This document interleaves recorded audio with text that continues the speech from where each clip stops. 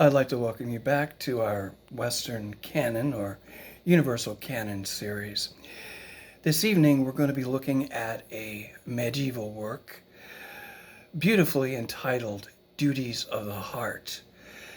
Now, in the compass of world literature, there have been perhaps no more appealing titles than those which resonate to the idea or the term of the heart. Case in point, something that comes off the top of my head is Carson McCullough's The Heart is a Lonely Hunter. But getting back to our title under question, Duties of the Heart by Bakhya Ibn Bakuda, which appeared in 1040. Now, what makes this tome so great is that just like the book of Esther, this work, not by a biblical writer, but by a rabbi, makes not a single reference to the word God. However, it is one of the most spiritually charged works in human history. It's the first Jewish attempt at the systematic exposition of ethics. Duties of the Heart was originally written in Arabic, translated into Hebrew more than 100 years later. Its author, Ibn Bakuda, was remarkably erudite, having mastered the scientific and philosophical literature of the age, as well as the standard Jewish rabbinic literature, which means he was no stranger to the yeshiva or the kollel. Bakhya said that the seeker after spiritual and moral truth must not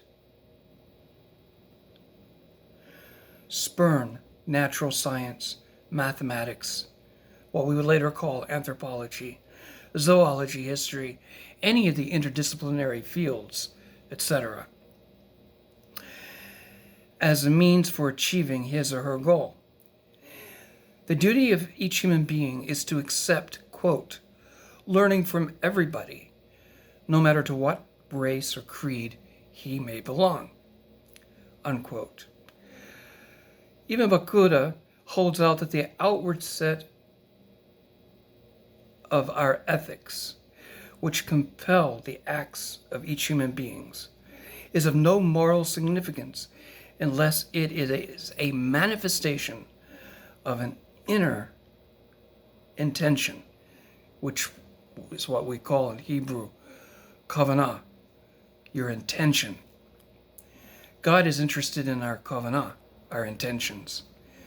Not religious formalism, but ethical motivation should be the gauge of human conduct. Bakhya's ethics are non-theological, as Christians would say. They do not base themselves on scriptures or the will of God or the authority of the rabbis, although he does make a generous reference to the idea of the mitzvah and the importance of carrying out the individual mitzvot. Bakhya claims to deal with the problems of absolute being by the aid of reason and by observation of the material world.